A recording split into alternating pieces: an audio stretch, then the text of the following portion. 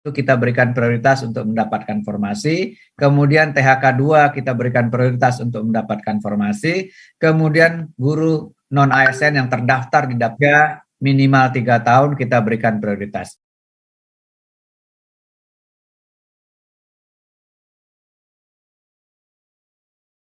Sampaikan sekali lagi kepada teman-teman postur dari ASN kita. Jadi memang kalau kita bicara data per 31 Desember 2021 misalnya, 38% ASN kita ini melakukan pekerjaan-pekerjaan pelaksana yang relatif rutin, repetitif ya. Dan ini tentu saja akan berpotensi untuk kalau kita bicara digitalisasi SPBE, pekerjaan-pekerjaan ini mungkin akan terjadi shifting ke depannya. Nah, ini perhatian kita yang pertama. Yang kedua, kalau kita bicara guru sendiri ya, lebih dari 1,3 juta out of 4 juta ASN kita itu adalah guru. Ya, baik PNS maupun sekarang sudah mungkin sekitar 33 ribuan itu P3K. Tentu nanti juga bicara tenaga kesehatan yang porsinya juga signifikan. Jadi ini memang menjadi concern kita karena sebagian besar ASN kita itu adalah guru dan kemudian tadi ada tenaga pelaksana. Bapak Ibu yang saya hormati, guru sendiri kita masih kekurangan. Jadi menurut kebutuhan yang dihitung oleh teman-teman di Kemdagri, itu tahun lalu saja kita butuh kebutuhan guru sekitar 1 juta lebih gitu. Sementara formasi yang ditetapkan hanya 600-an ribu. Jadi jumlah formasi guru itu masih jauh di bawah kebutuhan nasional. Nah, kebutuhan nasional ini tentu beragam antar satu provinsi, kabupaten, kota. Ya, kita tentu percaya Kemdikbudristek memiliki kemampuan untuk memetakan kebutuhan itu secara nasional. Mekanisme rekrutmen yang kita lakukan tahun sebelumnya itu diawali oleh pengusulan kebutuhan oleh masing-masing kementerian, lembaga, dan daerah. Nah, khusus guru tentu diusulkan oleh Pemda. Kemudian disetujui penetapannya oleh Kemenpan RB, berdasarkan anggaran yang tentu kami konsultasikan kepada Kementerian Keuangan. Nah, proses seleksi yang kita lakukan dengan cara yang sudah dibantu oleh komputer selama ini, ternyata memiliki beberapa ruang yang bisa kita perbaiki. Jadi misalnya tadi walaupun kita sudah menetapkan standar passing grade yang berbeda misalnya, tetapi ternyata kebutuhan itu tetap belum bisa dipenuhi. Dan bahkan yang paling fundamental adalah kebutuhan guru kita, formasi di daerah-daerah 3T itu bahkan tidak ada pelamarnya. Jadi kita butuh guru tapi yang ngelamar nggak ada gitu. Nah, kemudian kita masih punya PR juga menyelesaikan permasalahan-permasalahan terkait dengan tenaga honorer yang saat ini mungkin gaji yang mereka terima itu jauh dari standar yang kita harapkan.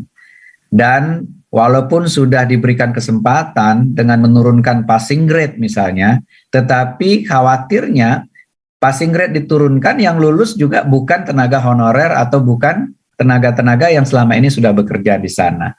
Dan bahkan menurunkan passing grade dari waktu ke waktu, ini tentu saja bisa menurunkan kualitas guru kita secara nasional dari waktu ke waktu.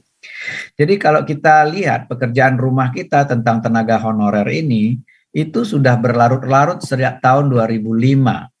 Bahkan sudah pernah diangkat lebih dari 860.000 tenaga honorer tanpa tes waktu itu untuk menjadi PNS.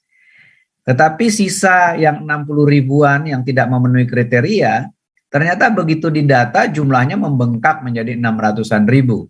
Dan inilah yang dari tahun ke tahun diberikan terus afirmasi, diberikan terus kesempatan untuk melakukan ujian dalam rangka penerimaan CPNS maupun P3K. Dan tahun ini perkiraan kita, tenaga honorer kita masih sisa sekitar 410.000 yang THK 2 Namun dugaannya di luar THK 2 ini banyak yang tidak terdata begitu. Karena diangkat sendiri-sendiri oleh Pemda. Walaupun sudah dilarang sejak tahun 2005 itu ya untuk mengangkat pegawai-pegawai yang non ASN atau non PNS. Jadi sebetulnya PR ini masih ada begitu. Nah, memberikan afirmasi-afirmasi setiap tahun terhadap tenaga honorer ternyata belum menyelesaikan masalah kita juga.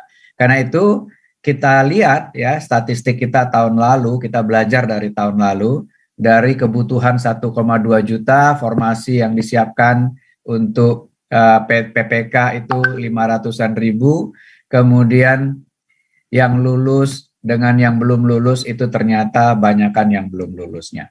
Nah, teman-teman sekalian, kalau kita summary-kan kompleksitas pengadaan ASN kita, ada banyak hal yang perlu kita pertimbangkan secara holistik. Kita nggak bisa hanya bicara kualitas saja, kita nggak hanya bicara jumlah saja, kita juga perlu mempertimbangkan sebaran guru yang dibutuhkan di daerah-daerah tertinggal. Dan kita perlu juga mengconsider segera menyelesaikan masalah honorer, karena deadline dari PP 49 itu memberikan waktu sampai dengan November 2023 penyelesaian tenaga honorer.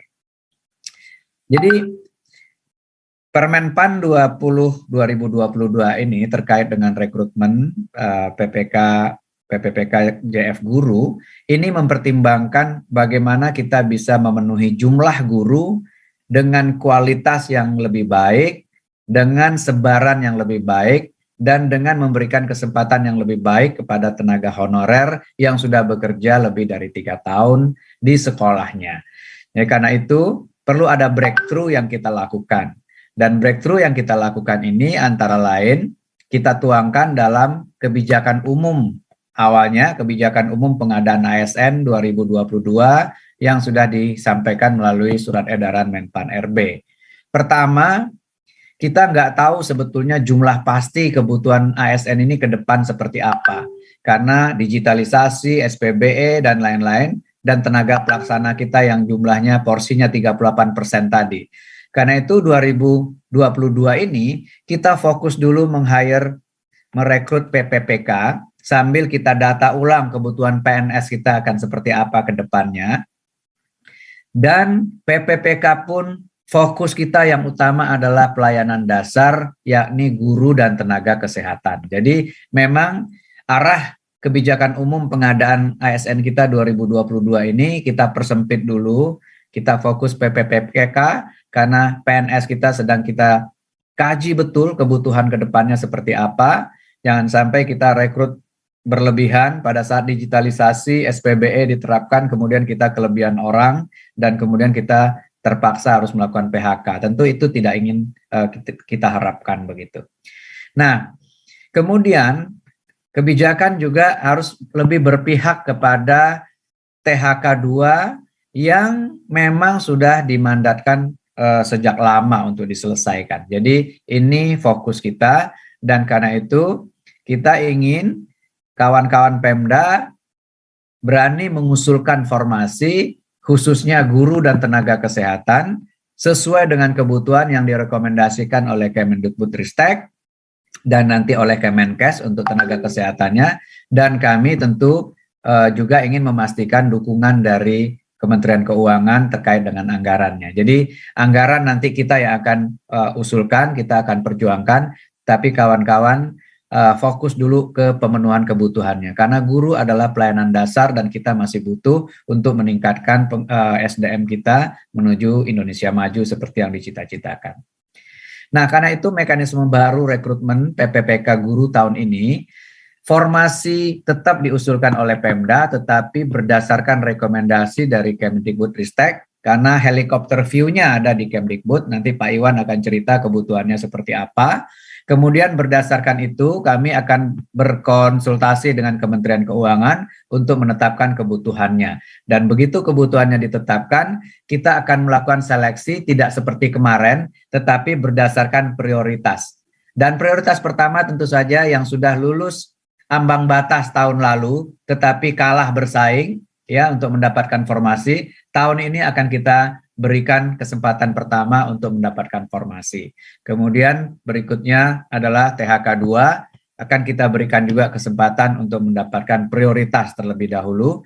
Sehingga dengan demikian Peraturan Menteri Pan-RB 20 tahun 2022 ini secara garis besar memberikan kesempatan, ya, kalau dulu kesempatannya diberikan kepada THK 2, non-ASN dan lain-lain, tetapi proses seleksinya itu tidak berdasarkan prioritas yang bisa mengafirmasi lebih banyak kawan-kawan THK 2. Jadi tahun ini yang tahun lalu sudah lulus ambang batas itu kita berikan prioritas untuk mendapatkan formasi, kemudian THK 2 kita berikan prioritas untuk mendapatkan formasi, kemudian guru non-ASN yang terdaftar di Dapodik kerja minimal 3 tahun kita berikan prioritas. Baru kemudian kita buka untuk pelamar umum, diawali oleh lulusan PPG yang juga Pak Iwan nanti punya rencana untuk memperbaiki kualitasnya dari waktu ke waktu, dan kemudian baru pelamar terdaftar. Nah, saya kira ini arahnya. Pertama, kita ingin bukan hanya memenuhi kuantitas yang memang shortage saat ini, kita ingin kualitasnya juga tidak secara nasional turun karena passing grade-nya kita turunkan secara nasional, tetapi kita coba memilah-milah yang prioritas untuk diangkat karena memang sudah bekerja, sudah lulus passing grade dan lain-lain, ini kita berikan afirmasi untuk mendapatkan formasi terlebih dahulu. Dan kemudian untuk pelamar umum, ya passing grade-nya nggak usah diturunin, ya kalau perlu kita naikin agar kualitas guru kita bisa lebih baik. Saya kira itu sedikit pengantar saya, nanti detailnya akan diceritakan oleh Pak Aba dan Pak Iwan, dan nanti kita tentu akan juga mendapat dukungan dari Kemdagri dan Kemenku untuk memberikan confidence kepada teman-teman di daerah dalam mengusulkan formasi, agar kita betul-betul bisa menyelesaikan tadi kuantitas guru kita yang memang kurang, kualitasnya perlu kita perbaiki, sebarannya di daerah-daerah 3T khususnya itu perlu kita perhatikan, dan kalau bisa ini juga membantu menyelesaikan masalah honorer yang sudah cukup lama berlarut-larut, yang deadline-nya ditetapkan by regulation sampai dengan November 2023. Saya kira itu sebagai pengantar saya. Terima kasih. Mohon maaf jika ada yang keliru dan jika ada hal-hal yang kurang pada tempatnya. Selamat berdiskusi. Mudah-mudahan nanti Pak Aba juga akan menyiapkan helpdesk sehingga kawan-kawan bisa bertanya setiap saat terkait dengan masalah-masalah rekrutmen 2022 ini. Terima kasih.